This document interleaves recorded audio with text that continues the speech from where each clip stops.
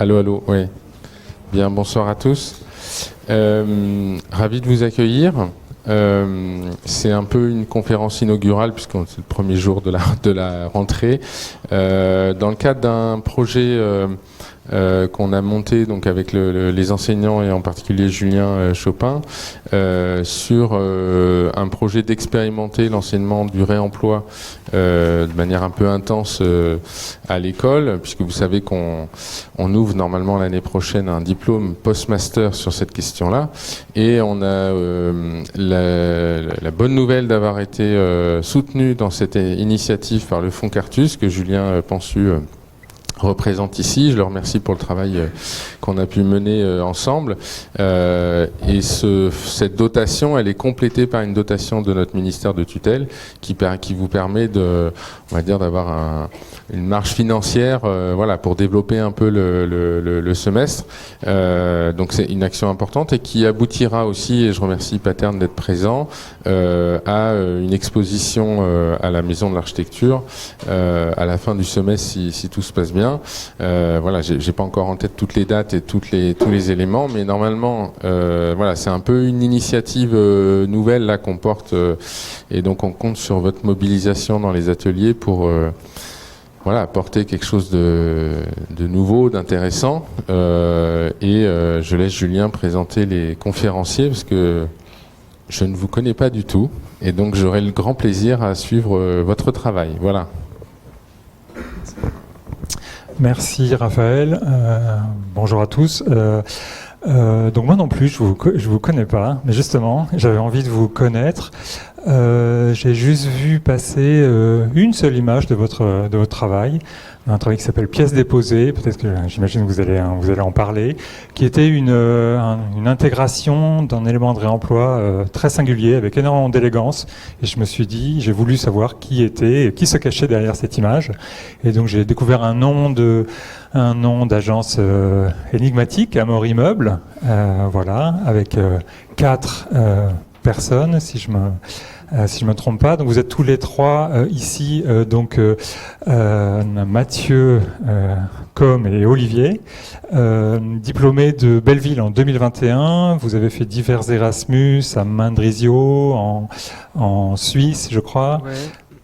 Voilà, il y a pas si longtemps vous étiez étudiant et donc diplômé en 2021, et ça m'intéresse aussi de pouvoir inviter des jeunes architectes, praticiens, pour vous raconter aussi qu'est-ce qui se passe quand on sort de l'école, surtout avec votre pratique que je trouve très singulière, où à la fois donc vous faites des projets d'architecture. Vous commencez comme beaucoup, comme j'allais dire, comme la plupart d'entre nous, par la petite échelle, mais en plus vous avez travaillé autour de la question de l'exposition, comment tout de suite montrer des choses de son travail, même si c'est pas forcément de l'architecture, vous allez nous le présenter, et voilà, comment on peut construire une pratique d'agence petit à petit par des travaux autres que de la pure maîtrise d'œuvre. Et peut-être avant de vous laisser la parole, dire aussi que donc ça s'inscrit dans cet atelier qu'on conduit sur le réemploi des matériaux dans le cadre du domaine d'études d'expérimentation, et que vous, peut-être que ce qui est singulier, c'est que vous abordez la question de l'architecture par la question de la matière, en développant tout un tas de récits autour des matériaux. Moi, ça c'est une conviction forte, que j'ai l'impression que l'architecture se réinvente quand elle engage des nouvelles discussions avec les questions matérielles. Aujourd'hui, je pense que c'est voilà, il y en a de plus en plus d'architectes qui sont convaincus de cette question-là. Vous l'abordez encore d'une autre façon, en ramenant toutes les questions de récit, de poésie, de narration, d'archéologie vis-à-vis de la question matérielle. Et voilà, c'est ce qui me semble intéressant de partager avec vous ce soir. Et je vous laisse la parole.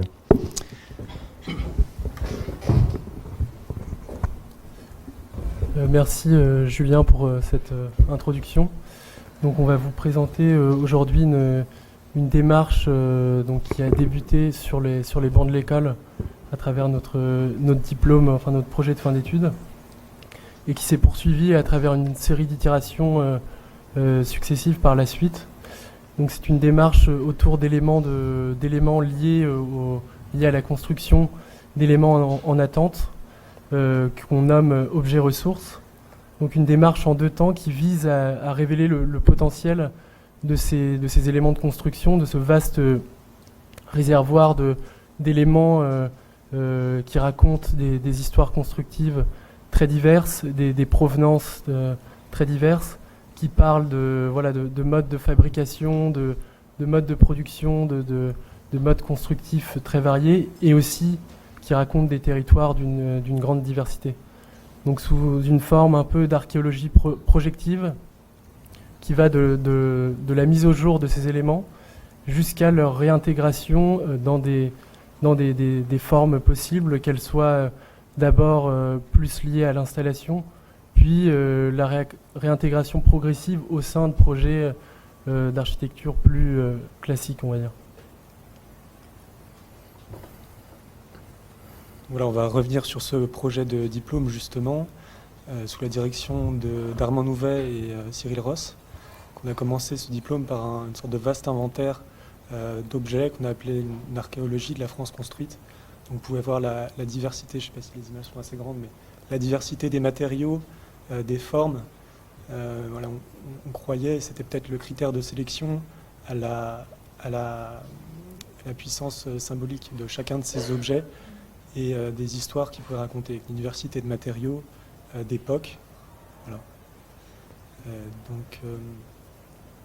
pouvez par exemple voir des descentes, des canalisations, des margelles de puits en pierre, des croix de chaînage. Voilà.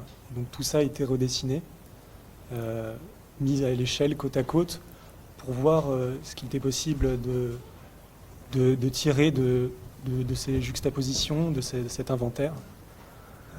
Voilà, un dessin à l'échelle avec des premières confrontations par le dessin à la main. Slide d'après. C'est après, mais on a de cet inventaire d'une centaine d'objets, on a tiré 4 qui nous paraissaient particulièrement significatifs d'histoire.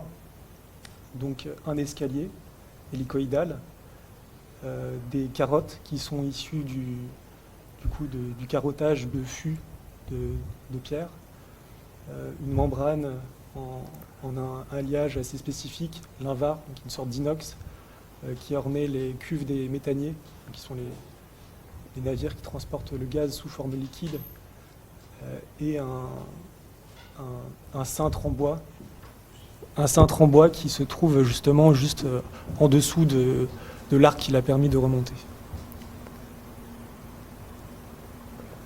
Donc, suite à cet inventaire et à cette sélection un peu plus précise, l'enjeu pour nous était d'essayer de comprendre donc le mode de fabrication de ces éléments et aussi l'histoire constructive à laquelle ils renvoyaient. Donc, par exemple, on a cet escalier du 19e siècle qui provient donc d'une typologie qu'on appelait le commerce-logement et qui a été majoritairement démonté ces dernières décennies.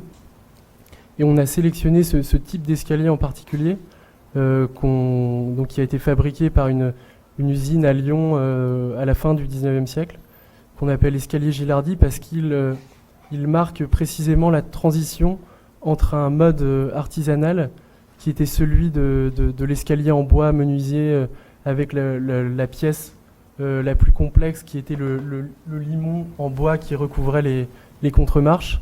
Et là, on a ce procédé de fabrication issu de l'industrie, beaucoup plus rationnel, hybride en métal et bois, qui permet de s'affranchir de cette complexité constructive liée à l'artisanat. Voilà. Par un procédé un peu complexe d'utilisation de la contre-marche comme des sortes de poutres en porte-à-faux. En fait, ils ont pu se passer de ce limon qui justement était une pièce de bois très chère à produire parce que très complexe avec une courbure tout en montant. Donc voilà, ce premier escalier qui est un escalier en kit se retrouve un peu partout en France et était intéressant pour ça, pour le fait qu'il ait aussi été disséminé un peu partout sur le territoire. C'est juste pour ajouter un dernier truc, c'est la période du début du XXe siècle, fin 19e, donc c'est la période des brevets, des catalogues, avec l'avènement du chemin de fer, donc de la diffusion de produits manufacturés, avec une demande qui augmente. Voilà, et c'est une période qui est assez qui revient dans notre travail.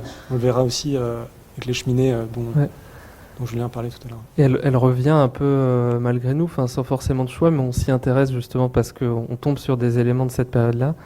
Mais c'est vrai que, comme on verra pour les cheminées, c'est vraiment cette limite entre l'architecture moderne aussi et puis l'architecture néoclassique qui fait qu'il y a une forme déjà industrielle de l'architecture, mais sous une apparence toujours très historiciste.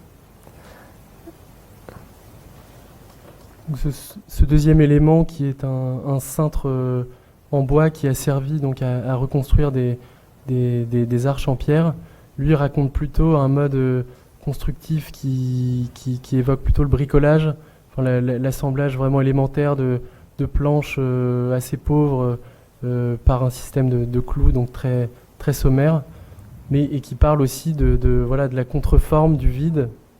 C'est un élément qui nous a intéressé beaucoup dans son potentiel symbolique aussi, réintroduit dans une forme architecturale de portique, d'arche, voilà.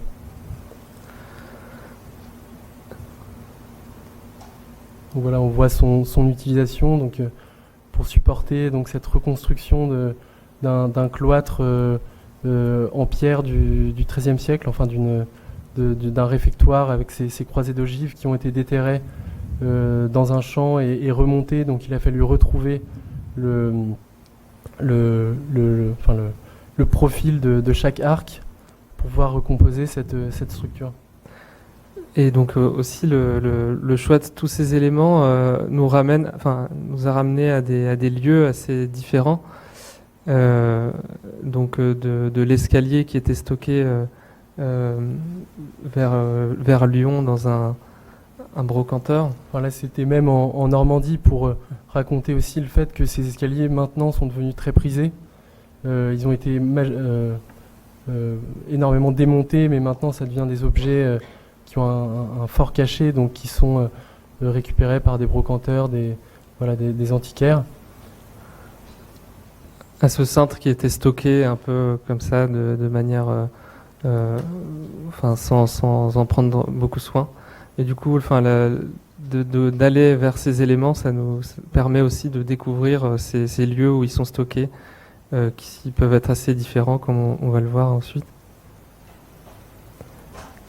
Donc les carottes de pierre dont je vous parlais tout à l'heure, qui sont le sous-produit de la transformation des colonnes qui servent à maintenir les grilles des propriétés, principalement dans le sud-est. C'est une région viticole et qui sont le résultat d'une sorte d'aberration technique, puisqu'on évide le centre de ces colonnes pour pouvoir ferrailler et couler du béton, alors que l'inertie et la pierre, si elle est scellée correctement, pourrait tout à fait assurer cette fonction. Voilà. Donc elle se retrouve entassée, on voit en bas à droite sur des palettes, dans les recoins des ateliers de taille de pierre ou chez les carriers, avec certains usages presque spontanés qu'on peut voir apparaître dans la région, des calades, donc des dessins de sol, des murets de soutènement parfois. Donc, les images des outils qui servent à faire ce travail-là, de manière plus ou moins systématique, dans l'atelier chez le carrier, là, vous voyez, à Saint-Gence, et sinon avec des outils portatifs sur l'image de droite.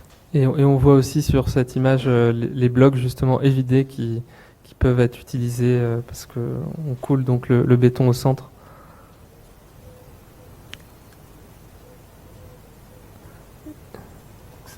Cet élément donc qui est une plaque de cuve de méthanier qu'on a mis au jour chez un tailleur de pierre autour de la Ciotat, où il y avait les chantiers navals donc qui produisaient tous ces bateaux avant leur délocalisation. Ce chantier naval qui aujourd'hui a été transformé en en chantier naval pour yacht. Donc en fait, ces éléments, ils racontent aussi des histoires sociales assez étonnantes et singulières, dans lesquelles nous, on ne veut pas s'insinuer, mais plutôt essayer de les révéler, de les comprendre. Et voilà, donc cet élément qui, lui, à l'inverse des éléments précédents, représente la technologie de pointe, donc à travers ces alliages d'inox et ces formes très complexes qui permettent à ces cuves de résister aux différences de pression, et avec ces nœuds qui évoquent aussi des formes presque de l'ordre de l'Art Nouveau, enfin c'est une sorte de plissé en métal, voilà, donc qui est assez fascinant. Si tu passes. Et on a pu rencontrer à La Ciotat par ailleurs un ingénieur qui avait travaillé sur la mise en œuvre de ces cuves, de ces bateaux, et qui a vécu aussi la tragédie de la délocalisation. Et on a essayé de retrouver d'autres fragments de ces cuves, mais tout a été déjà refondu. On peut le voir sur l'image en bas à droite de la démolition, de la déconstruction du dernier méthanier français produit à La Ciotat, le Tellier. Et donc il n'y a plus aucun fragment, aucune pièce de ces cuves, à part celle que ce tailleur de pierre avait sauvée chez Inférieur. Voilà. Donc à partir de cette première sélection d'éléments est venu, comme l'évoquait Mathieu tout à l'heure, un premier travail de juxtaposition à travers des dessins assez libres, presque enfantins ou schématiques, pour déjà créer de premières formes architecturales, de premières coexistences à partir de ces éléments, au-delà de la question de programme. Donc ça peut sembler un petit peu de l'ordre de l'exercice formel, mais c'était pour nous la première étape pour essayer d'épuiser ce registre de formes, ce réservoir d'éléments prêts à servir. Donc d'abord par le dessin, puis par la mise en place la construction de maquettes assez précises, qui nous permettait aussi d'éprouver la morphologie de ces éléments, de les représenter en maquette, d'en appréhender vraiment les dimensions à travers ces maquettes plutôt précises, et de développer des premiers procédés de mise en tension d'éléments, de non-altération, de structure, et de cette notion qui viendra par la suite de mise en place de ces éléments dans des lieux particuliers, des lieux auxquels ils font écho. Une première proposition, justement, qui est peut-être métaphorique, qui évoque peut-être la structure qui aurait pu prendre place autour de ce cintre et ces deux étais, et qui s'inscrivait dans la lignée des métaphores de Sottsass. Voilà, première tentative. Donc avec un procédé constructif extrêmement basique, donc d'assemblage gravitaire, et puis à partir de ces carottes de pierre est venue l'idée d'une mise en tension avec ces éléments de quincaillerie, ce qui nous suivra par la suite, de non-altération de ces éléments, et aussi de les mettre en place dans des lieux auxquels ils font écho. Là, c'était proche de l'atelier de taille de pierre, sur un terrain qu'on appelle une terre inculte, mais qui allait être loti. Voilà, exactement. Donc c'était une sorte d'acte un peu presque pirate de mise en place de cette colonne sur ce terrain, ce qui a interrogé beaucoup de personnes, de gens qui pensaient que c'était une sorte de puits de pétrole. Voilà, on a eu beaucoup d'interactions. Avec des systèmes de fondation assez rudimentaires, c'est souvent ce qui peut poser problème dans les structures temporaires, toujours dans le souci de ne pas altérer le terrain sur lequel ça prend place. Et voilà, donc la mise en tension qui permet le démontage de la colonne. Avec tout aussi une démarche documentation de la construction, de la mise en place de ces éléments, pour essayer de garder une trace de ce moment très spontané et temporaire de la présence de ces éléments sur un lieu donné.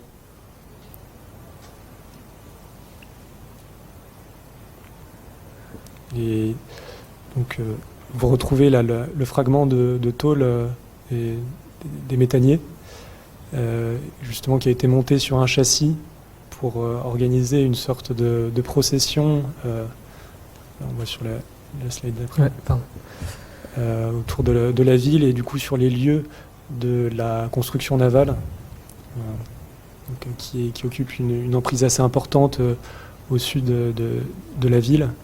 Et c'était justement une manière d'aller à la rencontre des personnes qui avaient pu travailler sur ces chantiers, ou voilà, enfin tout simplement tous les habitants de La Ciotat, parce que ça faisait vraiment partie de la ville. Donc ça évoquait cette tôle qui est vraiment mystérieuse, qui l'était en tout cas pour nous, était un objet très familier pour les habitants de La Ciotat. Je ne sais pas comment on dit. Ouais, jusqu'à cette confrontation assez directe entre du coup le morceau de cette membrane de méthanier avec un yacht, étant donné que le port naval, le port de construction a été transformé depuis en port de plaisance. Donc là, on peut voir quelques screenshots du film qui a été réalisé par Brune Paloma et qui documentait justement tout le parcours de cette plaque dans la ville, dans des lieux plus ou moins symboliques, presque religieux, avec une touche d'ironie ici, dans l'église de La Ciotat.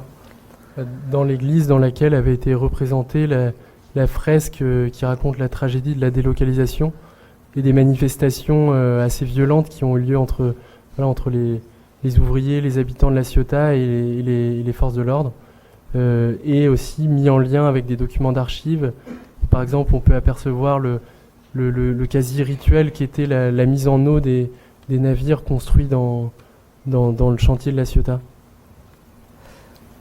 Et donc, oui, cette dernière installation était moins architecturale, mais était plutôt une sorte de relique qui était comme ça déplacée dans la ville.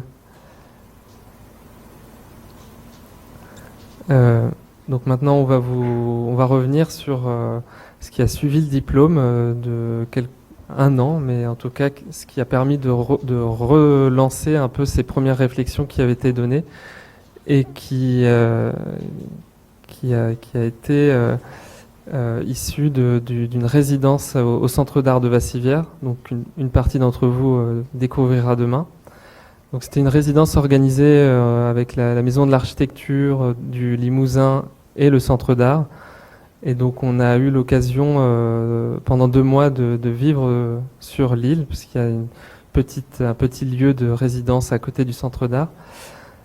Et donc on a répondu, il y avait quand même déjà une volonté qui avait été donnée dans l'appel à parler de l'histoire du bâtiment, donc qui a été dessiné par Aldo Rossi et Xavier Fabre, et d'essayer de créer un lien avec son territoire, d'exprimer justement le territoire au travers de l'architecture. Et donc on voit ce territoire assez particulier de Vassivière, qui est un endroit assez peu densément peuplé, mais qui en était ce peuple de beaucoup de touristes, parce qu'il y a eu dans les années 50 un barrage qui a été réalisé, créant ce lac artificiel. Je crois que c'est le plus grand lac artificiel de France, et donc qui a permis l'essor d'un tourisme assez local finalement, francophone en grandement.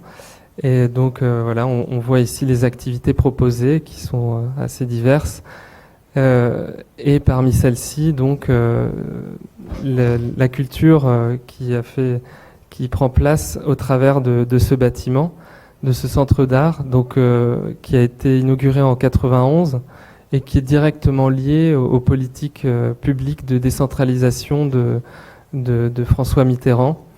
Parce que, donc, comme je disais, c'est un endroit très peu densément peuplé, donc c'est assez étonnant de voir ce bâtiment qui a constamment des expositions d'art contemporain dans un endroit assez reculé.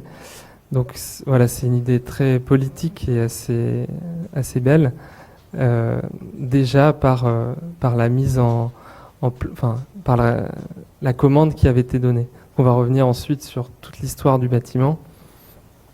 Donc on a d'abord commencé par essayer d'en comprendre la genèse, donc à travers les archives qui étaient présentes au Centre d'Art et les nombreuses discussions qu'on a eues avec Xavier Fabre, donc le co-auteur du bâtiment avec Aldo Rossi, enfin qui est même l'architecte qui l'a vraiment construit, puisque Aldo Rossi ne serait venu qu'une fois à Bassivière. Et donc de fil en aiguille, on a compris que finalement ce bâtiment est lié à la fois à une volonté, disons, du pouvoir central de créer un bâtiment lié à la culture dans une zone enclavée, mais aussi, disons, la récupération par des politiques locales d'une forme de volonté de mettre en valeur des savoir-faire locaux, des matériaux locaux et particulièrement le granit du Limousin, dont le centre d'art, dont le parement du centre d'art est en grande partie constitué. Et donc ce bâtiment est en fait une sorte d'hybride entre l'ambition d'un architecte italien, la volonté d'un pouvoir national et la présence d'une identité locale très forte. Ouais. Mais sachant que ces forces politiques, enfin ces élus locaux avaient déjà impulsé cette idée de Bassivière comme un lieu de tourisme. Donc il y a cette double, comme disait Olivier, il y a à la fois ce pouvoir central et à la fois justement ces personnes qui veulent aussi se saisir de ce projet culturel. Mais pour revenir plus sur l'architecture qui a été créée, ce qui était intéressant aussi, c'était la confrontation, enfin l'ambiguïté entre l'architecture d'Aldo Rossi qui est très intellectuelle, qui finalement les questions constructives ont assez peu de place, malgré un langage architectural qui peut le montrer finalement, comme on va le voir, le bâtiment est en béton et c'est principalement de l'apparat. Et donc, ces dessins qu'il a produits, qu'on voit ici, qui sont une sorte d'assemblage de formes archétypales de l'architecture puisées dans l'histoire longue de l'architecture et recomposées ici dans un bâtiment en longueur dont l'idée était de pouvoir dialoguer avec le barrage. Donc, parce que c'est vrai que c'est une échelle finalement très naturelle et donc de créer une ligne comme ça, et ce phare, comme on le voit ici, est visible de partout autour de l'île. Et donc nous, on s'est intéressé, le lien avec le diplôme et ces idées qui étaient déjà émergentes, ça a été comment ce dessin a été construit, comment les couleurs qui sont ici dessinées par l'atelier de Rossi se sont transformées en réalité construite par la suite. Voilà, avec l'idée de l'infrastructure, Aldo Rossi qui pensait aussi arriver dans un territoire romanisé, donc il pensait plus au sud de la France, à Nîmes, Arles et au Pont du Gard, mais finalement il se retrouve dans le Limousin qui est une terre granitique, mais il a quand même essayé d'importer cette idée de l'infrastructure romaine, donc de l'aqueduc. Enfin, on s'est beaucoup demandé si c'était quelque chose qui avait été un peu romancé par la suite, ou si ça avait été vraiment le fil conducteur du projet, sachant qu'il y avait aussi la référence de la grange limousine granitique. Enfin, c'est une hybridation très complexe de références, de matériaux, de formes élémentaires qui est dure à discerner. Ouais. Parce que ce dessin a été réalisé en 2016 par Xavier Fabre, mais reprenait un dessin qui aurait été fait et perdu entre-temps par Aldo Rossi et lui. Donc voilà, il y a une sorte de récit assez poétique sur l'origine formelle du bâtiment, et notamment ces arches du dernier niveau que l'on retrouverait dans le pont du Gard. Donc avec Xavier Fabre sur place, qui nous ressort les carnets de chantier, et donc on essaie de retrouver à ce stade-là les entreprises qui ont pu participer, mettre en œuvre les matériaux justement pour essayer de les retrouver. Avec la face nord du bâtiment, donc c'est intéressant, on peut voir aussi comment ça vieillit, le granit prend la mousse. Donc la recherche s'est organisée en différentes parties, en lien avec les matériaux mis en œuvre sur place. Donc ici le béton, qu'on voit bien que finalement les archétypes, la traduction des archétypes passe surtout par le montage d'une coque en béton. Et la plupart des matériaux, enfin tous les matériaux sont des matériaux de parement, même s'il y a une certaine épaisseur, mais voilà. Donc on n'est pas forcément, enfin c'est des choses qu'on referait pas forcément aujourd'hui avec un tel discours sur la mise en œuvre des matériaux, sur le local, à remettre dans le contexte des années 90 aussi. Mais avec quand même une tradition du béton liée à ce territoire, donc enclavé de Vassivière et du Limousin, et la mise en place de toutes ces infrastructures de barrages. Donc par la suite, on a vraiment retrouvé les entreprises liées à sa construction qui construisaient les barrages et les ponts du Limousin. Et donc même cette structure en béton est à deux types. Donc ici, béton coulé en place, et le phare qui, lui, du fait de sa complexité conique, a été préfabriqué avec ces éléments qui sont ensuite assemblés sur site, et les joints de béton coulés sur place. Selon un procédé utilisé pour les châteaux d'eau.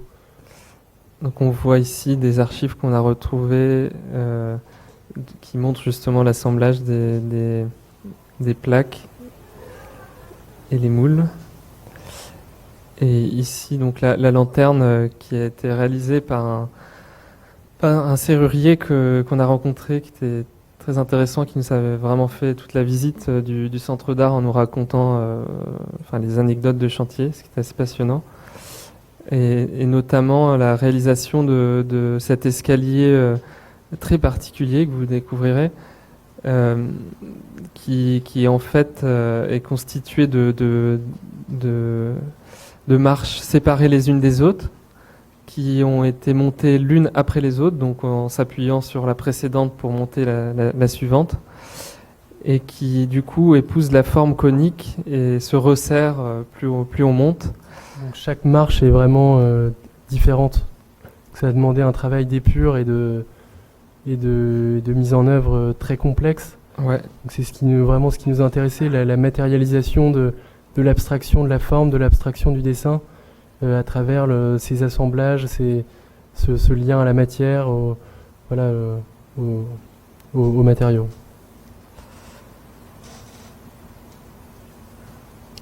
Et ici, donc du lamellé-collé, dont on n'a pas eu trop l'occasion de se pencher sur le bois, qui était un sujet vraiment très, très présent à Vassivière, parce qu'il y a beaucoup de sylviculture. Le territoire a été transformé par la sylviculture, et dont le centre d'art est fait pour ces voûtes qui rappellent les coques de navires inversés. Mais sachant que le paradoxe est que le bois du Limousin n'est presque pas utilisé pour la construction. Il est majoritairement utilisé pour réaliser des sous-produits, des palettes, des cagettes. Et alors que cette industrie est omniprésente dans la région, on a vraiment des transports continus de bois à travers le territoire. Mais ce bois-là, en l'occurrence, on avait quand même retrouvé l'entreprise, mais qui venait des Landes. Du pin des Landes, une entreprise qui avait fermé. Donc c'était aussi toute cette l'intérêt qu'on avait pour essayer de comprendre voilà, les modes, les différents types d'artisans, d'entreprises, celles qui avaient pu persister et celles qui avaient depuis déjà fermé. Donc c'était vraiment singulier de s'intéresser à tous ces savoir-faire et tous ces artisans. Ouais, il y avait vraiment une génération entre la construction et nous, nos recherches. Donc en une génération, 30 ans et quelques, comment justement toute l'économie de la construction a évolué. Et comme disait Olivier, certaines ont fermé, d'autres pour laisser place à des grands groupes, on va voir. Donc l'usage de briques qui était aussi assez révélateur parce qu'au début la volonté était d'utiliser des briques locales produites pas très loin d'ici, mais quand on a testé la gélivité des briques, ça n'a pas fonctionné. Donc les briques pourtant créées à proximité ne pouvaient pas être utilisées dans ce contexte et avec ces températures. Donc on est allé chercher des briques plus solides qui venaient du sud vers Toulouse, vers Castres, plus précisément. Et ici on voit des photos d'archives de la réalisation des parements de pierre. Donc comme on le disait, il y a une culture de la pierre très présente, enfin du granit très présente dans le Limousin, et donc les différents granitiers, extracteurs et tailleurs se sont regroupés à l'époque pour avoir plus d'importance et répondre à des plus grands projets. Et donc on voit ici le groupe, ils ont créé la filière Pierre Limousin. Et qui regroupait 3-4 entreprises. Oui, tentative un peu vouée à l'échec, puisque le granit du Limousin n'est pas vraiment propre à la construction, en tout cas à des gros blocs comme ça, puisqu'il y a de nombreuses failles avec le ruissellement de l'eau, du coup, qui rend son exploitation assez peu rentable, par exemple, par rapport au granit du Tarn, qui est très dense, et qui est la plus grosse exploitation granitique en France.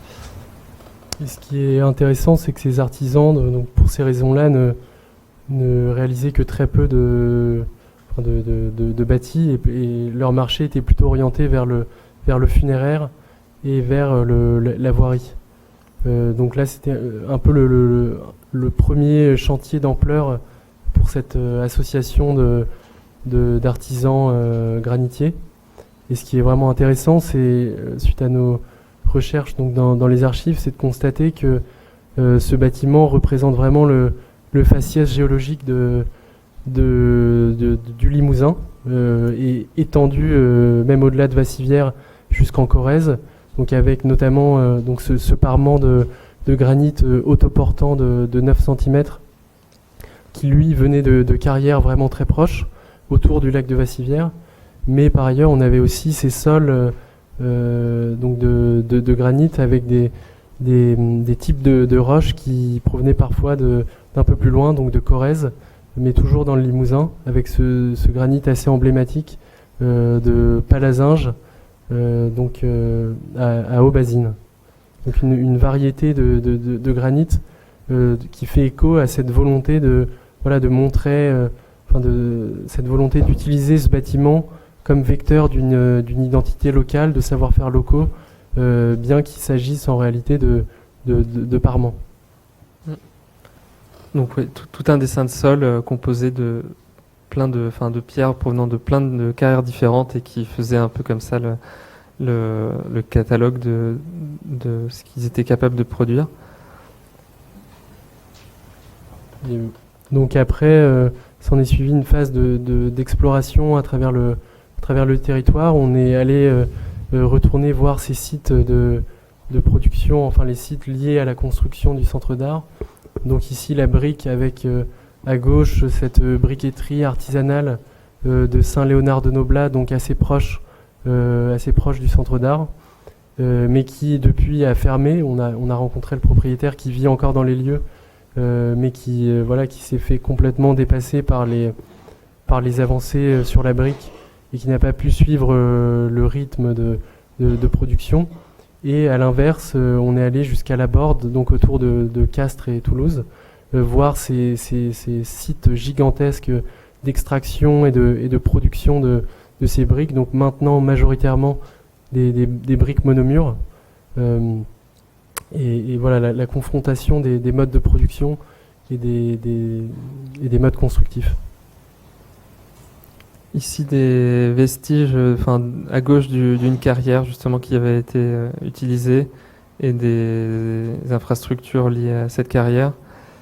Et donc, et par contre là sur la droite, donc c'est dans le Tarn, dans le massif du Cibot d'Or, une carrière qui n'a pas été utilisée pour le centre d'art, mais qui est la plus grande carrière actuellement en activité en France, où on peut voir justement la pureté de la pierre et l'uniformité de la pierre en comparaison avec ce qu'on peut voir à gauche, où la pierre locale en fait est constituée de failles, et du coup, les blocs qu'on peut extraire étant plus petits, c'est beaucoup moins rentable.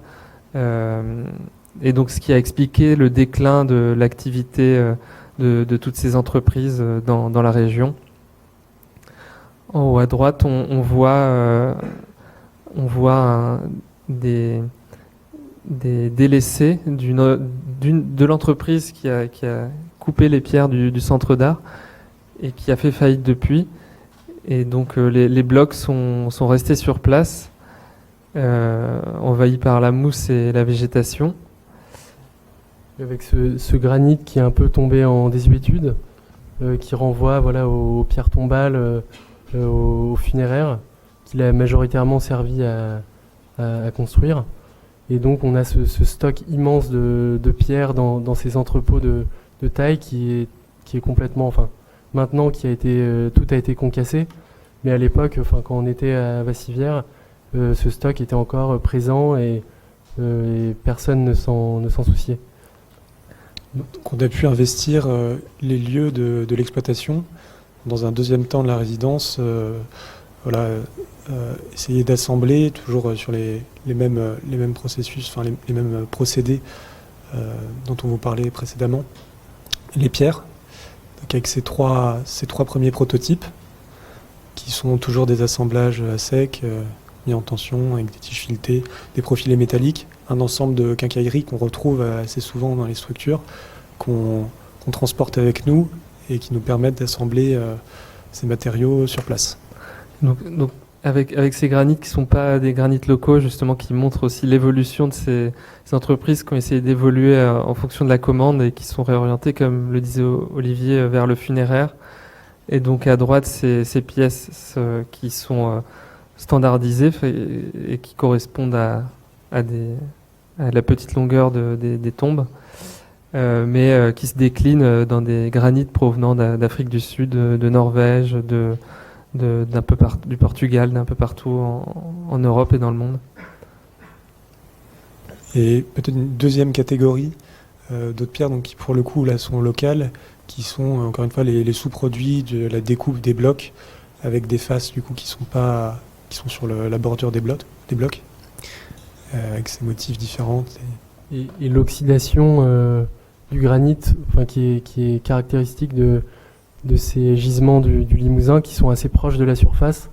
Donc on a ces marques, ces colorations ocre qui évoquent l'oxydation des minéraux qui composent le granit. Et donc cette dernière installation réalisée à côté du centre d'art, à partir de blocs trouvés cette fois-ci à Ambio, donc dans une autre entreprise pas très loin, mais qui celle-ci fonctionne toujours. Ils fonctionnent même de plus en plus en faisant beaucoup de chantiers de voirie. C'est une installation qui permet aussi qui était à l'issue de la résidence, donc qui devait rester 2 jours sur place et finalement rester 2 mois, je crois, pendant l'été, et qui apparaissait comme une sorte d'hommage à nos recherches sur l'histoire de la construction et à la fois tourné vers les nouvelles perspectives des reprises d'entreprises justement avec ces bornes qu'on a pu récupérer, emprunter. Donc cette forme qui aussi renvoie, d'où le nom de prototype analogue, qui renvoie aussi à l'architecture d'Aldo Rossi, à travers ces éléments, ces colonnes, mais faites cette fois de résidus. Enfin, même si on a appris que les colonnes qu'on voit, les colonnes d'acier, en fait, étaient déjà un réemploi de grandes de pipelines complètement oxydés. Et donc cet écho au bâtiment, cette confrontation avec la pente dans une structure mise en tension et éphémère. Voilà. Oui, il y a donc aussi une petite exposition de restitution dans le lieu de résidence qui est à côté, qui est une sorte de manoir 19e rénové par l'agence Berger et Berger.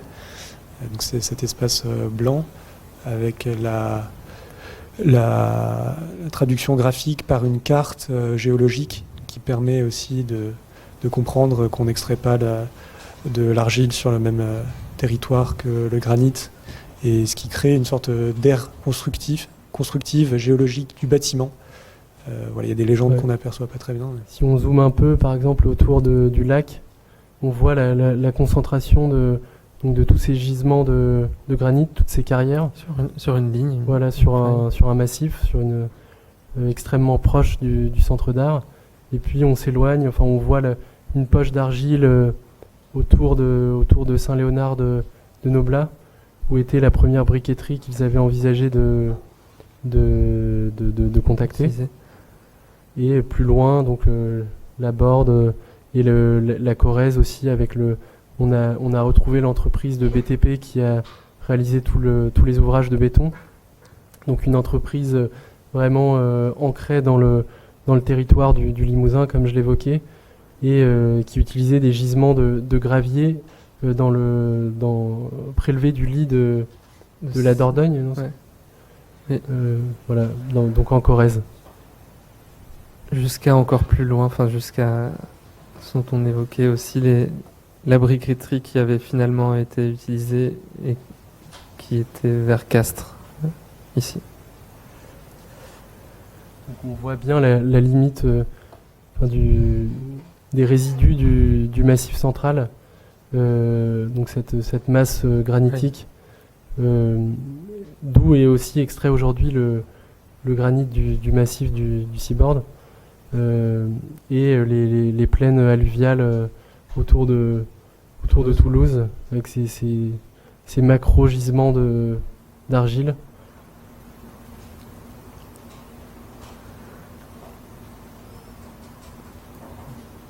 Sur un deuxième projet de recherche qui a pris la forme d'une exposition à l'invitation, et puis Julien t'en parlait tout à l'heure, d'une galerie d'architecture qui ouvrait, qu'on n'était pas forcément très à l'aise à l'idée d'exposer dans une galerie. On se demandait ce qu'on avait à montrer, et puis finalement la proposition est venue du lieu d'exposition qui est assez singulier, puisque c'est l'appartement donc de ce galeriste, Louis, et donc c'est son salon. On va voir les images. Et donc c'est un immeuble de l'époque d'Haussmann, fin 19e, avec des éléments récurrents qui sont les cheminées, les moulures, les parquets, et qui sont aussi des types auxquels on est confronté assez souvent en tant que jeune architecte, avec des questions qui sont liées à la présence de ces ornements, et notamment pour les cheminées. Que fait-on de ces cheminées qui n'ont plus de fonction puisqu'on ne se chauffe plus avec? Est-ce qu'on les dépose pour récupérer 0,8 mètres carrés, et donc équivalent de 8 000 € sur le marché de l'immobilier? Est-ce qu'on les garde pour le cachet qu'elles apportent à l'appartement? Les conduits, quel rôle ils peuvent avoir toujours au sein de l'immeuble en termes de ventilation? Donc voilà, c'est des questions auxquelles on est confronté finalement dans notre activité. Et cela dit, je ne sais pas si tout le monde se pose autant de questions. Toujours est-il qu'il y a sur le marché de l'occasion un certain nombre de cheminées qui sont déposées. Et donc on comprend le fonctionnement, le fonctionnement par feuille de marbre avec certains éléments du coup massifs, plus ornementés, plus sculptés, et notamment les modillons, qui sont les pièces de soutien de la tablette. Voilà. Finalement, c'est des éléments qui sont assez ambigus, puisque réalisés à partir de matériaux nobles, de marbre, mais qui sont finalement issus d'une chaîne de standardisation liée à la fin du 19e, comme on l'évoquait, de produits sur catalogue, donc expédiés par wagon entier, dont on a retrouvé aussi la provenance. Donc il y avait différentes carrières dans les Pyrénées, plutôt en Italie, mais surtout et majoritairement en Belgique, donc en Wallonie, autour de Rance, où il y a des massifs de ce qu'on appelle du marbre, mais qui n'est pas vraiment du marbre, et qui est une roche calcaire très dense, donc des marbres rouges et noirs, et blancs aussi. Et donc on a retrouvé donc, ces catalogues, ces produits, ces cheminées à modillons, et leur première représentation en dessin, et les premiers moules en plâtre, qui servaient après aux artisans à les retravailler dans la pierre. Donc on peut voir sur la photo de droite des plâtres réalisés dans cette entreprise qui s'appelait Chardon, et donc qui était située à Rance, et qui en fait était une grande entreprise de taille de pierre et de production de cheminées. Donc les blocs étaient acheminés par le chemin de fer, donc ce qui permettait d'avoir des marbres de partout en Europe, et étaient taillés à la frontière pour ne pas payer les droits de douane, la Rance étant très proche de la France. Et donc on retrouvait donc ces plâtres qui étaient les premiers moulages que l'on retrouvait ensuite dans ce catalogue Chardon, avec à chaque fois un numéro. C'était très de 1 étant la cheminée la plus simple, avec que des plaques de marbre, jusqu'à des cheminées ayant de plus en plus d'éléments massifs. Et après, ce catalogue étant copié par d'autres entreprises un peu partout en France et en Europe, ce qui fait qu'on retrouve même ces cheminées en Angleterre, en Belgique, un peu partout. Mais avec, lié au fret et au transport de ces éléments, des dimensions similaires, ce qui nous a permis, de fil en aiguille, d'en collecter un certain nombre. Donc aussi lors de nos chantiers de rénovation, ou bien sur le Bon Coin par exemple, et de collecter un réservoir de ces éléments, d'en comprendre la morphologie à travers la photogrammétrie, dont on a tiré aussi des lithographies, donc à partir de nos scans, et d'imaginer de réintégrer ces éléments, donc de leur redonner une forme structurelle, la forme qu'ils ont d'ailleurs, celle d'une console, celle d'un support, mais là d'en créer aussi des clés d'ancrage, donc avec ces premiers prototypes réalisés par un ébéniste assez complexe, et qui permettent d'imaginer de potentiels assemblages à partir de ces modillons. Et du coup de créer, de boucler un peu la boucle à partir de ces éléments d'ornement, réinterprétant des éléments structurels, et que nous on a réintégré donc de nouveau de manière structurelle dans des structures. Et donc dans ces 3 prototypes, plus une installation dans cet appartement-galerie, où on a décidé du coup de vraiment se confronter à l'espace domestique, en prenant le plus d'espace, en frôlant les murs, et par là même en révélant un peu les irrégularités de ces appartements. On peut voir le sol complètement en pente, et le plafond aussi qui n'est pas très droit.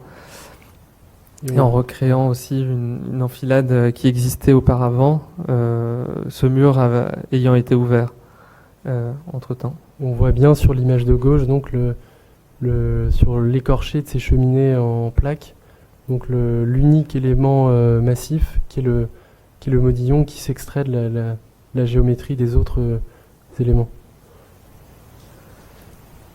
Donc ces variétés, donc c'est à chaque fois la même largeur de pierre, mais des types de roches différentes, des formes plus ou moins travaillées, plus ou moins nobles, mais une collection voilà, de fragments lapidaires réintégrés dans cette structure de charpente. Qui traduisent bien les balbutiements de la standardisation, quoi. C'est très relatif.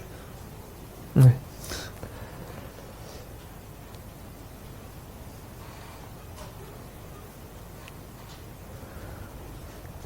Donc s'en est suivi lors de notre passage à Bruxelles une autre itération de ce travail de recherche, donc autour de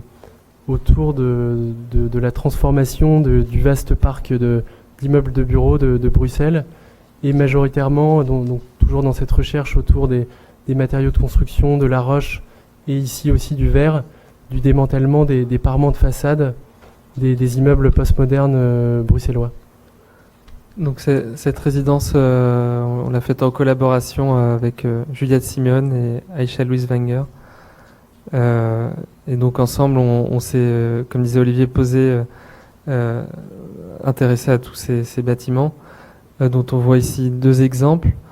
Donc composés de verre miroir et de parements de granit.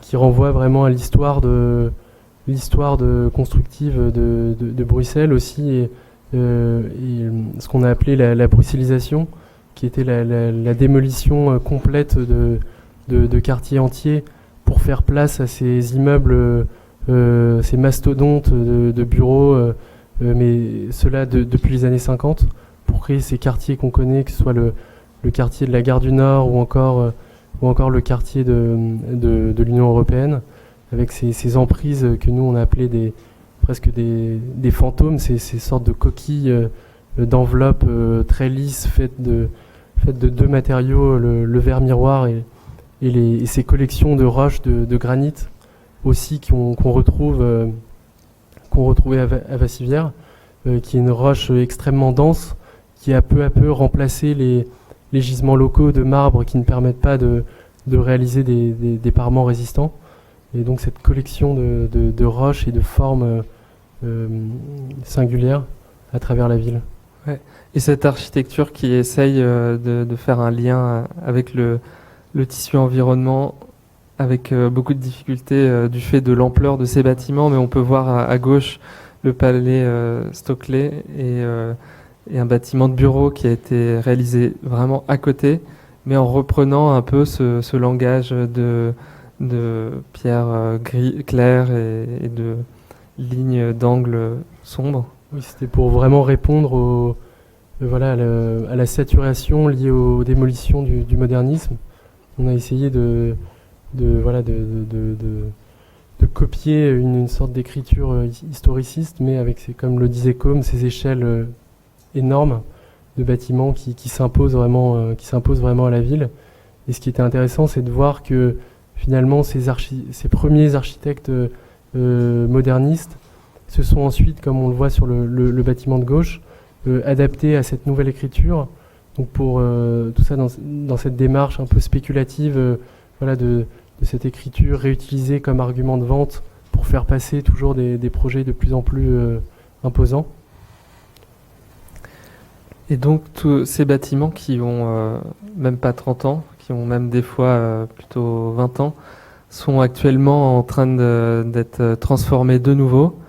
Donc là, c'est un bâtiment dont on a récupéré des matériaux, mais qui a été fini au début des années 2000, et qui, en fait, le fait que ce soit des bâtiments de bureaux, qui sont la propriété du coup de promoteurs, il y a tout un raisonnement économique qui fait que ces bâtiments n'étant plus au goût du jour, leur rénovation, leur transformation, finalement en grande partie pour un changement d'apparence, mais aussi des raisons thermiques, mais en grande partie vraiment juste un changement de style architectural afin d'être réinjecté à un prix plus important sur le marché de l'immobilier de bureau. C'est vraiment une actualisation constante de ces actifs financiers, de ces produits financiers, comme disait Com, pour s'adapter au goût du jour et aux ambitions politiques qui changent. Donc avec aujourd'hui l'ambition du Baumeister, qui est le maître architecte local, de ces bâtiments beaucoup plus sobres, beaucoup plus efficients thermiquement, mais qui donne lieu à des démolitions et des transformations ultra rapides de ces bâtiments. En quelques semaines, les façades sont complètement arrachées et qui, en parallèle, fait naître un début de conscience patrimoniale de certains de ces édifices. Donc il y a une sorte de phénomène ultra rapide et assez violent de démolition qui donne lieu à cet embryon de conscience patrimoniale sur certains édifices, mais qui est beaucoup trop lente pour pallier à ce phénomène de transformation. Et donc on peut retrouver aussi déjà dans les années 90 cette transformation. Donc ce qu'on a découvert, c'est qu'il y avait même eu un mot donné par l'Europe, enfin par le Parlement européen, qui avait lancé tout un programme de rénovation de ces biens immobiliers, donc de facelift, vraiment de ce changement de façade, et qui est en fait une pratique qui existait déjà auparavant, parce que un certain nombre de bâtiments modernes avaient déjà été transformés en postmodernes, avec l'ambition politique cette fois, enfin à l'époque, qui était d'essayer de réduire le traumatisme qu'avait créé ce modernisme dans la ville en ayant une architecture qui était censée, enfin qui reprend certains codes de l'architecture bruxelloise, Art Nouveau. Bon, ici c'est un peu spécial, c'est pas le plus intégré des bâtiments, mais c'est un exemple assez flagrant de changement d'un style à l'autre. Et aujourd'hui, facelift, donc vraiment de lifting de ces façades. L'image de gauche, c'est l'immeuble moderniste, voilà, qui fait écho à cette période où on démolissait des quartiers entiers pour construire des grandes tours. C'est ce qui est assez frappant à Bruxelles, c'est de traverser une petite rue et d'être confronté à une émergence comme ça, hyper frontale. Et par ailleurs, les promoteurs qui ont retransformé à nouveau ces bâtiments ont fait en sorte de conserver ce qui avait été acquis par le modernisme, c'est-à-dire ces grands volumes, ces grandes tours, mais juste en changeant la peau. Enfin, voilà, c'était toute notre recherche autour de la peau de ces bâtiments, puisque c'est des matériaux très fins, donc une roche de 3 cm d'épaisseur, qui fait écho à cette standardisation qu'on évoquait déjà avec les cheminées, ces éléments en kit, en pièces détachées, issus d'un processus de standardisation de la roche. Et ce procédé constructif, donc de pierre agrafée, de murs rideaux, permet ces transformations ultra rapides. C'est ça qui était aussi intéressant pour nous, c'est de voir le lien entre l'enveloppe, son mode constructif, et ce que ça permet en termes de transformation. Et donc ici, un changement récent, enfin qui est en cours, du bâtiment de gauche, où on a aussi récupéré certains matériaux et qui est transformé cette fois-ci en un bâtiment à l'écriture beaucoup plus rationnelle, qui finalement rappelle plus le bâtiment moderniste de gauche. Donc voilà, il y a ces styles successifs poussés par des politiques et par aussi juste par le goût de l'époque, ouais. Mais qui fait que entre-temps, les matériaux, enfin ces pots, comme disait Olivier, c'est vraiment une peau de quelques centimètres, donc ces pots qui disparaissent et qui finalement étaient le sujet de notre résidence, enfin le cœur de notre résidence, où on a récupéré tous ces parements-là. Enfin, ici, on voit bien les quantités de granit récupéré et de verre miroir. On a réussi à s'insinuer dans ce phénomène, ce processus de facelift successif, de manière assez spontanée, simplement en allant dans les chantiers. Et finalement, on s'est rendu compte que toutes ces roches étaient simplement concassées. Elles n'étaient pas du tout réemployées, ou alors de manière très résiduelle sur certains projets, mais jamais en tant qu'élément de façade. Donc de là est née vraiment notre démarche de réutiliser ces parements, ces modules, dans des prototypes de façade. Donc encore une fois, une démarche exploratoire, une première déclinaison de prototypes, toujours à travers ces pièces de métal qui permettent mais cette fois qui sont révélées, à l'inverse des agrafes de pierre qui sont masquées, puisque l'ambition de ces bâtiments, c'était quand même de reconstituer une forme de volume massif, mais à partir de feuilles très fines de pierre et de verre. Et pour nous, l'enjeu, c'était de reconstituer du relief, reconstituer une géométrie un peu plus complexe, mais à partir de ces mêmes éléments, donc avec deux types d'assemblage, l'un en compression, donc de comprimer ces feuilles les unes sur les autres, et l'autre plus gravitaire, avec ces accroches qui permettent de maintenir les pierres les unes sur les autres. Donc, en tout cas, les deux fragments de façade affichent aussi cette épaisseur du granit. Ici, voilà, en créant ce décalage et sur les colonnes où on voit la tranche et aussi le joint qui a été coupé, mais qui permettait de relier les différentes pierres. Donc, au cours de nos recherches, on s'est aperçu que c'était vraiment ces accroches qui relient donc directement par la tranche en faisant des trous dans l'épaisseur de 3 cm et donc après c'était collé avec des colles extrêmement fortes. C'est ces accroches-là qui aussi provoquent la perte de ces matériaux, parce que finalement souvent la pierre éclate. Enfin, cette épaisseur est trop fine pour permettre ce type d'accroche. Donc, au travers de des accroches qu'on a proposées, c'était aussi des systèmes qui permettaient de démonter très facilement et qui ne sont pas invasives ou qui n'altèrent pas, en tout cas, les pierres, dans l'idée que voilà, ce cycle étant là et étant dicté par des politiques et par des raisons économiques, ce type d'agrafe permettrait de transformer une fois de plus dans le futur les façades.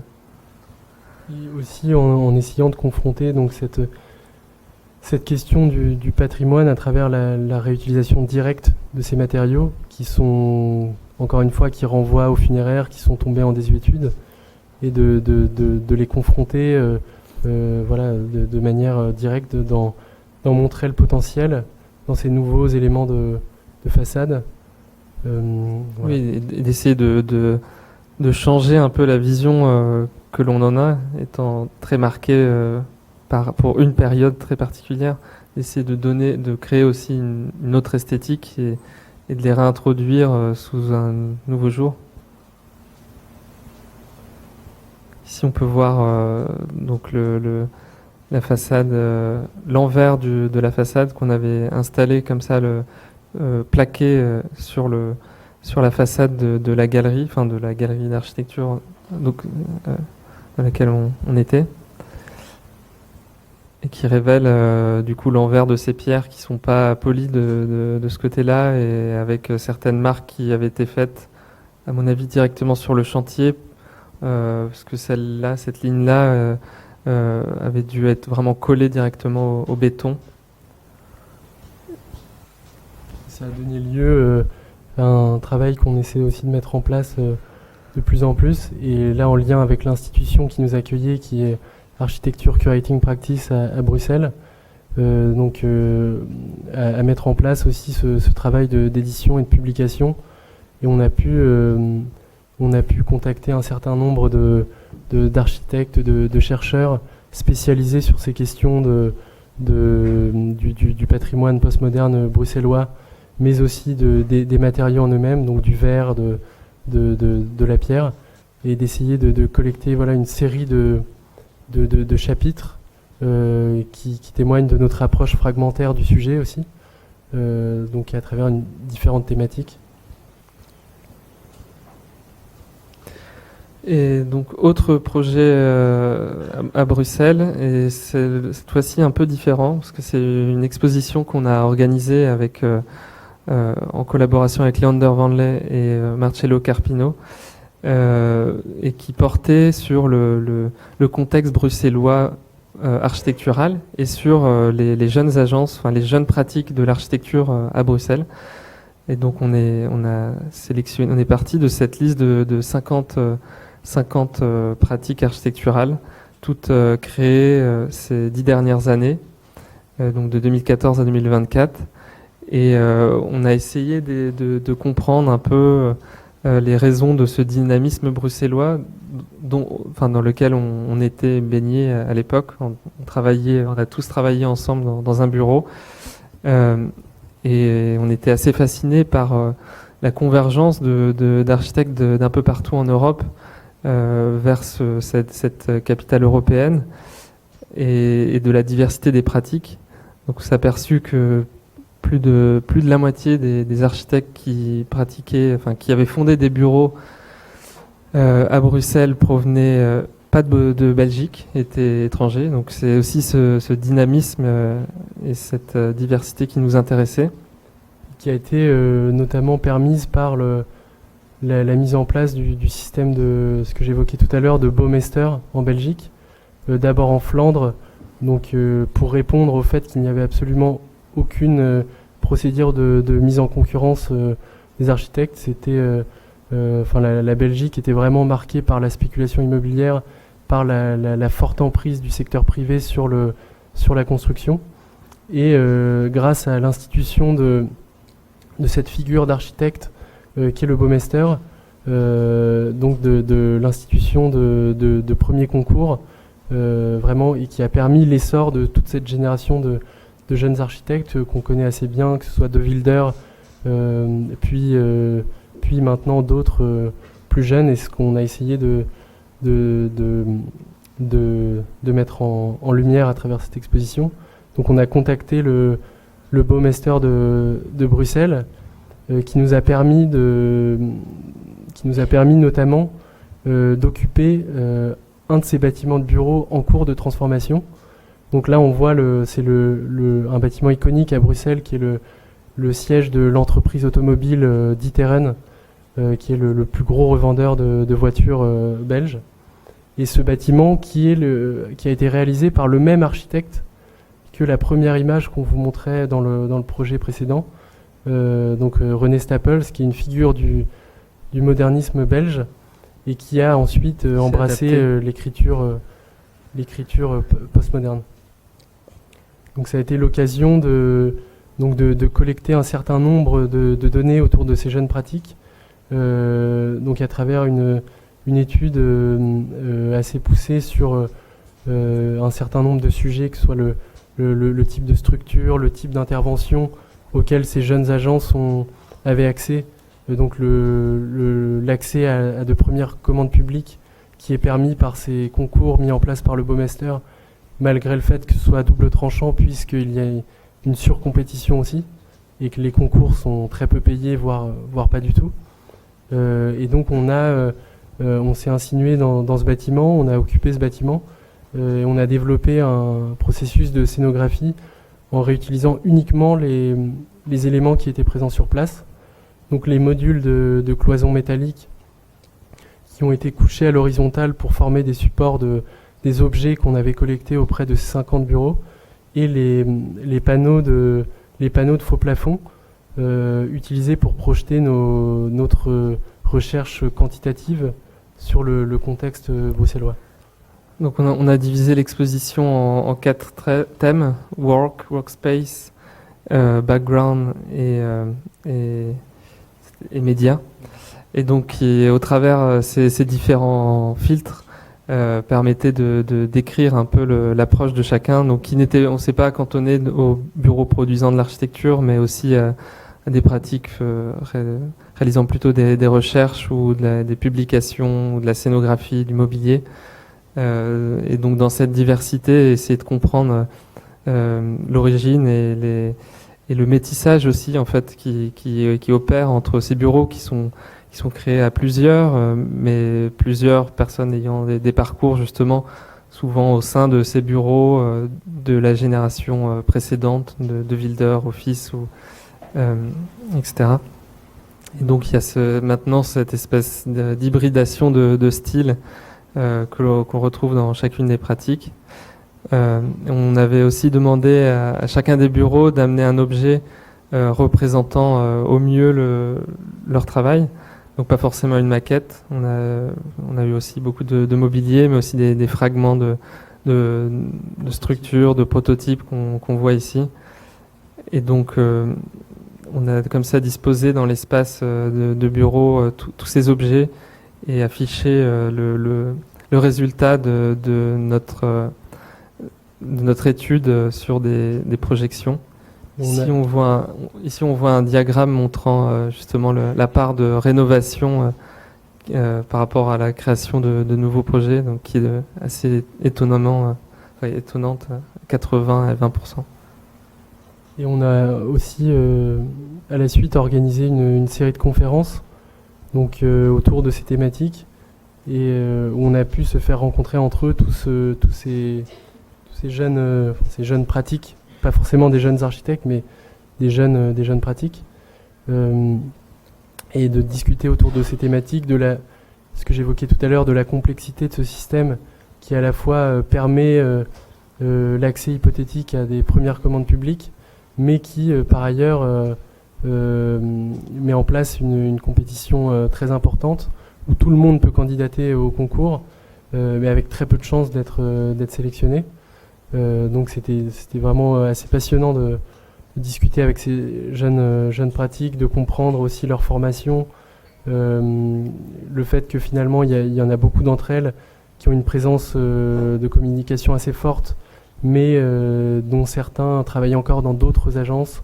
Donc c'est la mise en place comme ça de ce contexte, de ce dynamisme qu'on a essayé de décrypter à Bruxelles. Ouais, et le fait d'avoir aussi cette durée de 10 ans, on avait aussi des bureaux qui, eux, avaient déjà remporté quelques concours et qui étaient plus établis. Donc il y avait aussi, comme ça, le déroulement de la création d'agences à des bureaux quand même plus établis. Une autre itération un peu plus récente, donc on avait été invité pour un projet cette fois dans les Cyclades à Tinos, en collaboration avec Anna Saint-Pierre, Ophélie Dozat, Mathias Palazzi et Marlon Bagnou-Bedo.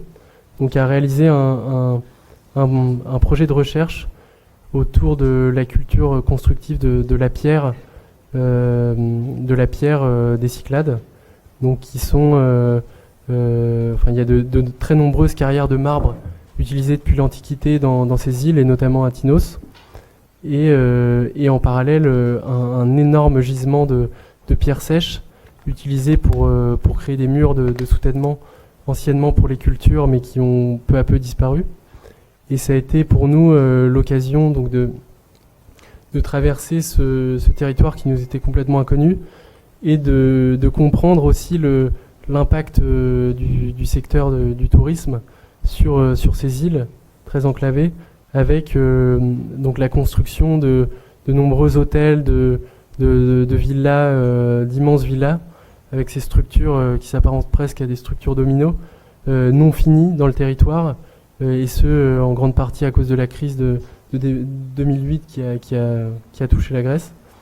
Et donc on a ces sortes de fantômes aussi de structures qui se développent en béton dans ce territoire, et qui se confrontent à cette tradition autour du marbre, de la pierre, qui est aussi omniprésente sur ces îles.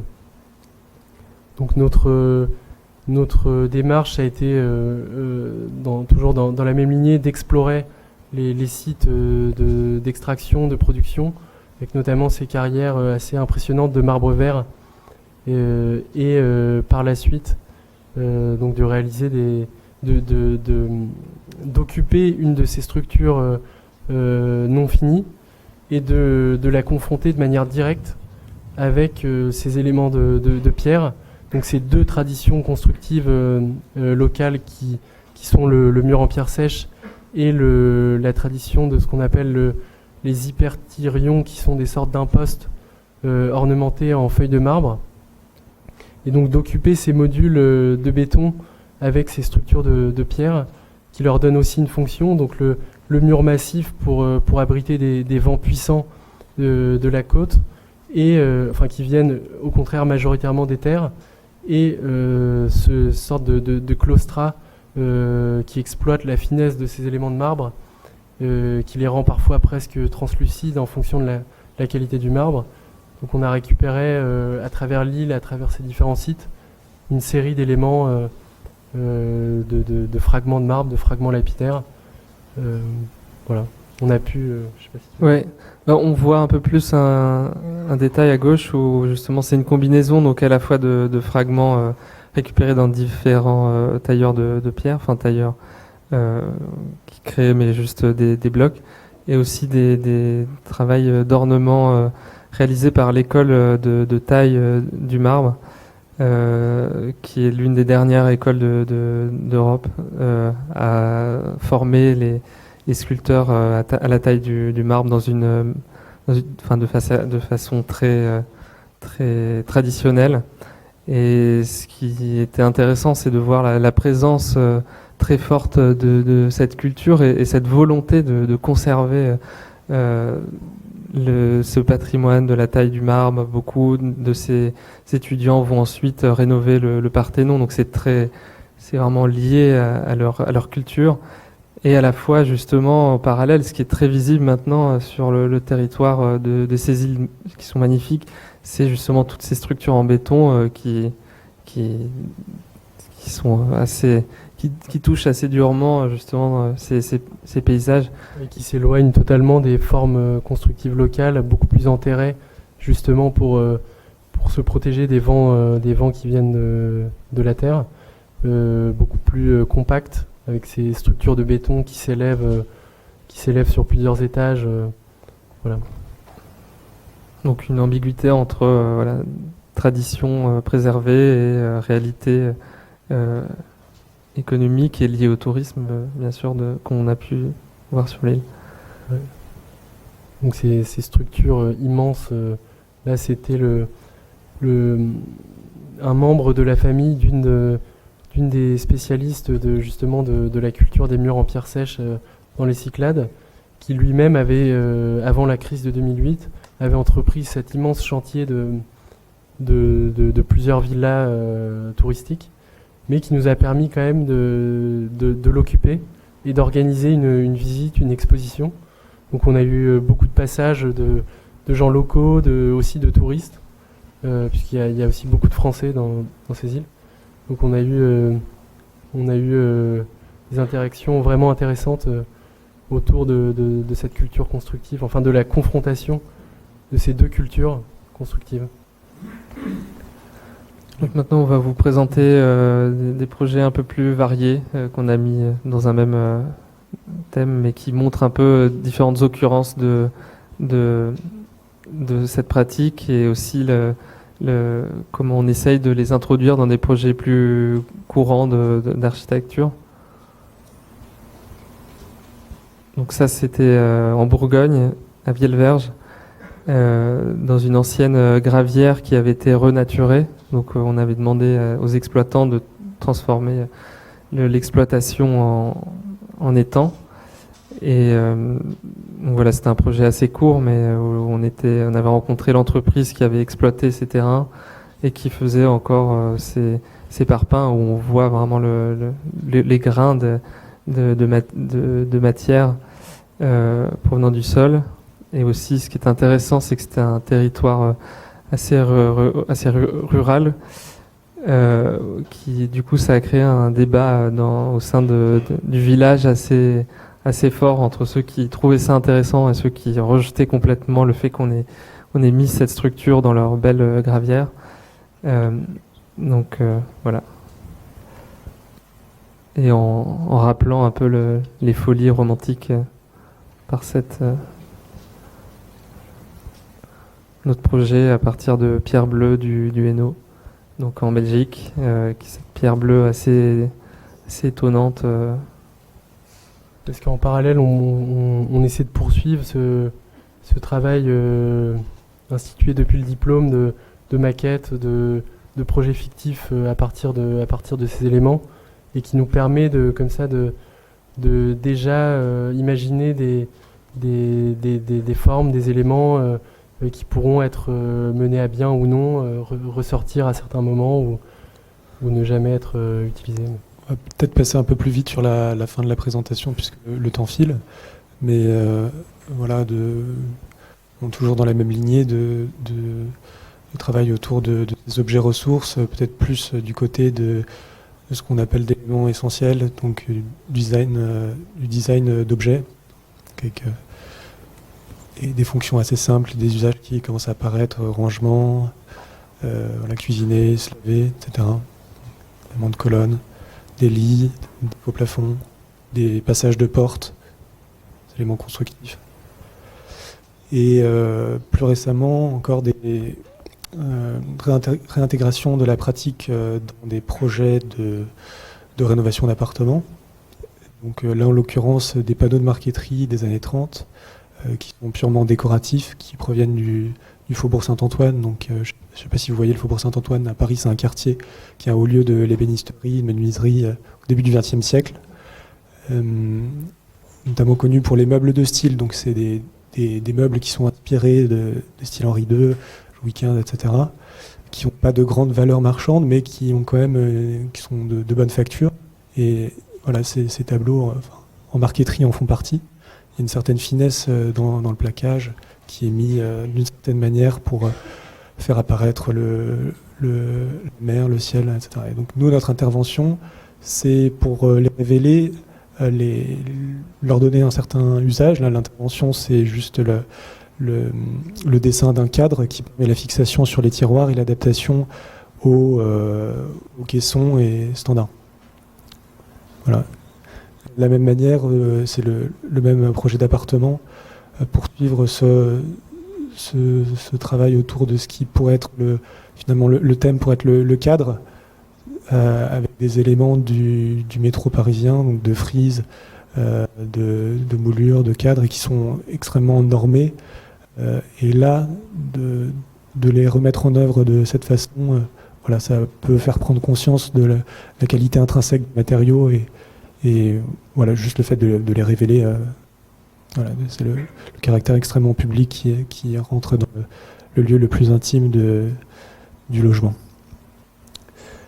Dernier détail qui est peut-être moins spectaculaire, mais qui, je pense, permet aussi de comprendre que notre pratique s'inscrit dans une démarche évidemment séculaire de remise en œuvre de matériaux de manière assez pragmatique. Et ici, des appuis de fenêtres qui sont remis en œuvre comme une marche, donc, qui fait l'objet aussi d'un petit détail, puisque la marche voilà, a un joint en retrait, donc elle est mise en avant. Voilà. C'est un projet d'extension de maison. On a eu l'occasion de livrer assez récemment. Aussi en fonction des clients et de notre capacité à les convaincre, les emmener avec nous sur ces sujets. D'autres projets, voilà, avec des thèmes de la distribution aussi, des portes, ce qui sont des sujets un peu annexes mais qui nous intéressent aussi. Voilà.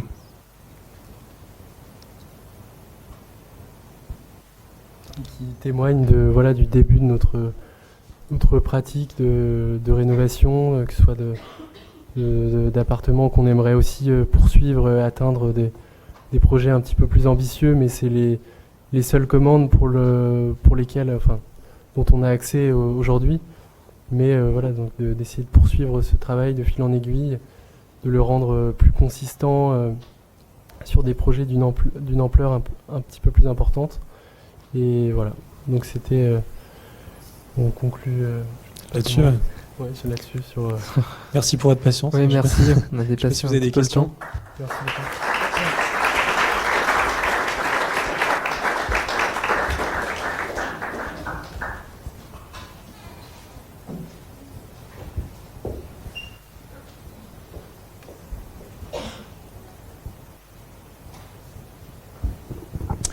Alors merci, je m'excuse, j'étais obligé de vous écourter parce que je voyais que le temps file. Est-ce qu'il y a des questions, même si l'heure est un peu tardive, mais est-ce que certains d'entre vous... Ouais. Merci pour votre présentation. Je voulais savoir sur la question de la prospection, la posture que vous avez par rapport à ça, et aussi la manipulation. Comment ça influence votre pratique? Qu'est-ce que ça y apporte finalement d'être confronté à la matière et aussi d'explorer des territoires, des histoires et un patrimoine? C'est vrai que finalement, ce qui nous a particulièrement marqué dans tout ce travail, c'est de trouver donc au fur et à mesure des éléments et que chaque élément parfois mène à un autre. Donc il y a cette dimension du hasard qui nous permet de réfléchir à d'autres types d'assemblages et puis ensuite de les manipuler, de les appréhender. Ça passe souvent par une manipulation directe de ces matériaux, donc déjà par leur collecte, puis par les formes qui peuvent nous évoquer. Par exemple, le fût de pierre nous évoque de manière assez directe la colonne, donc on procède à une forme de nouvelle reconstitution, de nouvelle anastylose de ces fûts. Donc c'est vraiment la forme qu'on met au jour, donc la trouvaille hasardeuse qui nous pousse à développer un registre formel mais lié à cette morphologie. Et par rapport à juste pour compléter, oui, par rapport à la prospection, c'est aussi des fois en trouvant un élément que on découvre une histoire dans un territoire et aussi d'autres éléments par ça. C'est des fois juste une porte d'entrée mais qui permet de découvrir une histoire plus large. Et aussi par rapport à la manipulation, c'est aussi, c'est très lié à ce qu'on produit parce que c'est aussi nos limites. On n'emploie jamais, sauf pour le projet dans la galerie à Paris, on fait tout nous-mêmes et donc limite technique, limite physique et voilà. Il y a presque une démarche qu'on avait mise en place dans le diplôme, presque rituelle de la mise en place de ces éléments, donc de leur trouvaille donc documentée, jusqu'à leur mise en œuvre et leur transport sur le lieu particulier, et jusqu'à leur démontage. Donc il y avait toute cette procession constructive, mais qui était plus liée au temps du diplôme, mais qu'on a quand même essayé de réinjecter dans nos travaux suivants. Puis, il peut aussi y avoir une forme d'opportunisme aussi en fonction des stocks qui peuvent être trouvés. On n'a pas la logistique pour stocker, entreposer, même si c'est quelque chose qui est intéressant, mais c'est pas vraiment ce qu'on fait. Et par exemple, dans le cadre des carreaux de métro, c'est la découverte de ce gisement qui a donné naissance à ce projet qu'on a montré. Et puis il y a d'autres choses que vous n'avez pas vues ce soir, mais donc voilà, c'est toujours un petit peu différent en fait. C'est vrai que finalement c'est une démarche qui est un peu anti-utilitaire, qui s'éloigne, comme l'écrivait très, très bien Pierre Chabard, d'un caractère plus technique du réemploi aujourd'hui, qui vise à être réinjecté dans des filières plus éprouvées et plus solides d'un point de vue financier. Nous, ça reste une démarche exploratoire. Il y a cette expression de Jean-Christophe Bailly de logique de tuilage d'une découverte qui mène à une autre et d'une structure qui mène à une autre et d'un corpus d'éléments, de formes, de déclinaisons qui se complètent peu à peu en fonction des contextes et des territoires auxquels on se confronte.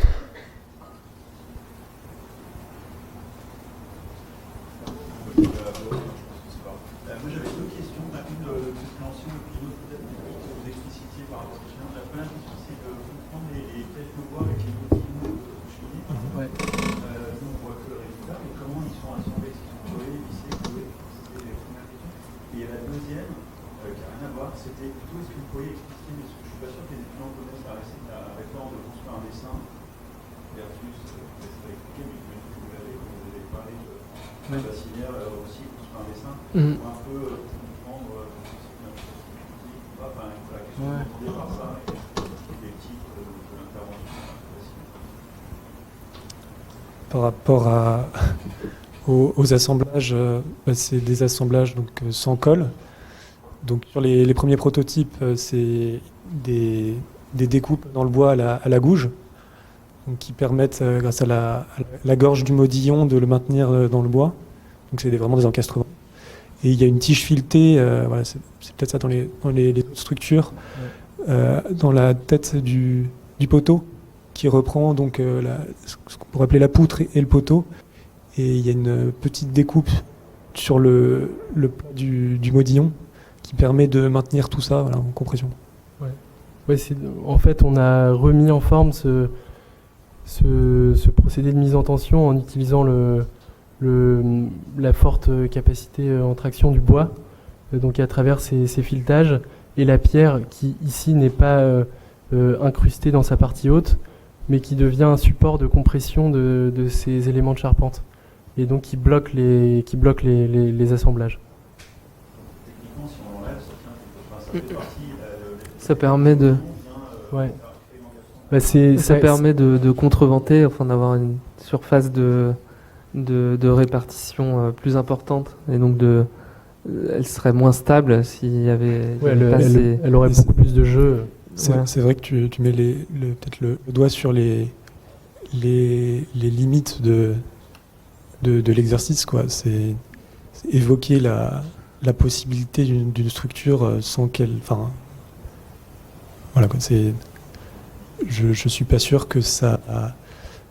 Il faudrait qu'on fasse des tests structurels sur l'efficacité réelle du modillon dans la structure. Mais est-ce que finalement c'est plus une question plastique, esthétique, d'amener l'histoire du lieu sur place plus que structurelle? Parce que structurellement, quand on assemblage des bois, peut-être c'est plus rapide, moins cher. Ah oui. Oui. Non, bien sûr. Non, c'est sûr. Mais c'était... Que ce soit voilà. Non, c'est pas... Ouais, c'est sûr. Encore une fois, c'est notre démarche, elle reste à ce stade vraiment exploratoire, et c'est ce que nous convoque ces éléments. Mais tout de même, on éprouve quand même ces phénomènes physiques, parce qu'on aurait pu tout simplement les coller, par exemple. Mais on a essayé de les assembler de manière à ce qu'ils aient quand même une utilité structurelle. Enfin, ça nous permet d'éprouver ces phénomènes, mais de manière complètement empirique. Voilà, à travers ces différentes structures. Et sur le titre le nom qu'on a donné à notre travail de recherche invasivière, ça fait effectivement écho à cette, je ne sais pas si c'est ce que vous aviez en tête, cette citation, bon, j'ai plus le nom en tête, oui, voilà. Qui parle,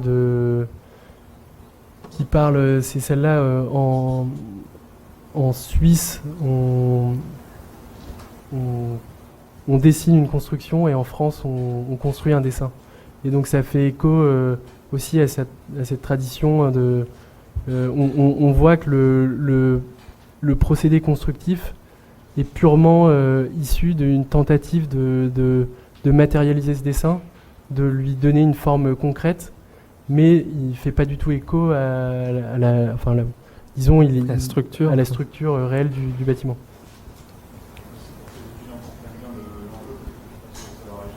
Ouais, oui.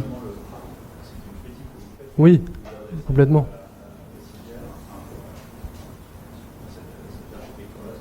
Ouais.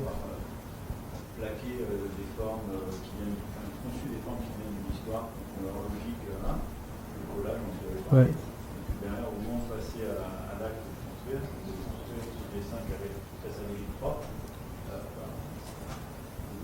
Ouais. Mais avec quand même des particularités qui sont, je ne sais pas si elles sont propres à ce bâtiment, mais il y a quand même sur ce parement, par exemple, on parlait des parements des immeubles de bureaux de Bruxelles qui font 3 cm. Là, on avait un parement autoportant de 9 cm, donc très épais. Je vous invite à aller mettre la main sous ce qu'on a fait avec Xavier Fabre, à mettre la main sous le parement de granit. Donc on peut appréhender son épaisseur au niveau du pied du mur.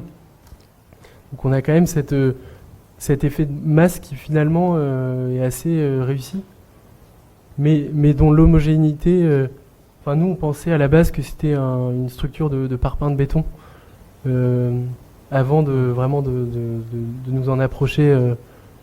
Il y a une ambiguïté aussi voulue dans le traitement de la pierre qui est brute de sciage, donc qui n'est pas finie comme elle aurait pu être finie pour du funéraire ou même pour d'autres parements. Voilà quoi. Et les dimensions aussi, les proportions, l'appareillage, qui est vrai, renvoie au parpaing, ouais. Qui est un élément aussi qui, disons, aussi de cette époque-là, et aussi présent dans le travail de Rossi à d'autres endroits. Donc ouais, on s'est demandé si c'était pas un pied de nez d'Aldo Rossi de détourner cette tradition constructive du granit en lui donnant une apparence beaucoup plus homogène, justement qui se rapproche beaucoup plus du dessin, et un peu se jouer de cette contrainte locale. Mais ça, on n'a pas la réponse. En tout cas, on avait senti qu'il y avait un débat, parce que les granitiers, eux, trouvaient que justement c'était trop homogène, et c'était une demande de Rossi d'avoir des pierres très homogènes. Donc eux auraient aimé une plus grande diversité de teintes qui reflétaient plus les particularités de leurs pierres.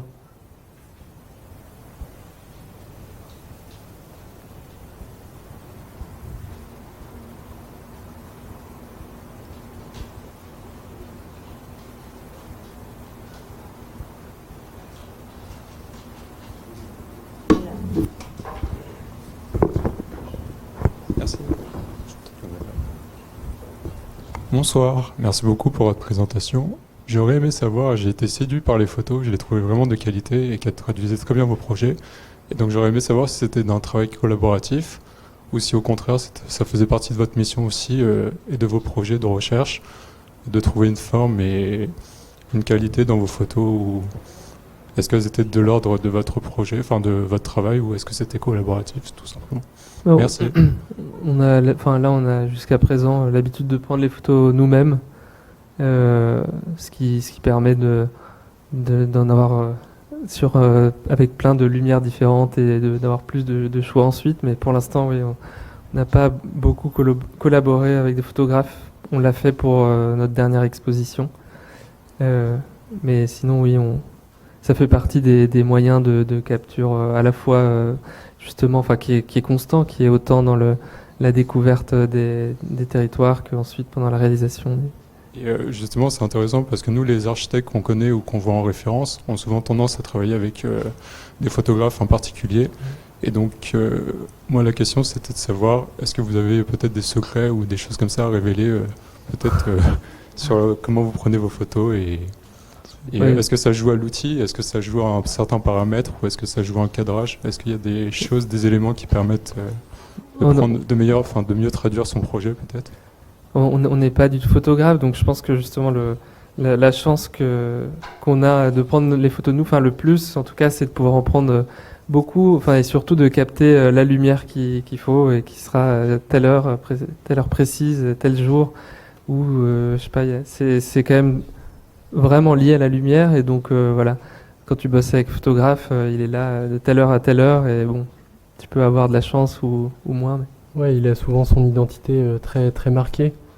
Nous, c'est, comme tu le disais, comme ça nous permet de suivre le processus et de le documenter du début à la fin, quel qu'en soit l'heure, le moment. Donc on se retrouve souvent avec beaucoup trop de photos et à sélectionner parmi plusieurs milliers de photos. Ouais. Et on reprend 15 fois des photos. Mais... Merci. Merci. Bon, l'heure est tardive, donc je vais vous remercier encore une fois d'être venu, de nous avoir présenté votre travail. Et puis voilà, je vous souhaite une bonne soirée à tous. Il y en a la plupart qui se lèvent tôt demain parce qu'on va justement à Bassivière. Voilà, donc on verra tout ça. Merci. Merci à vous.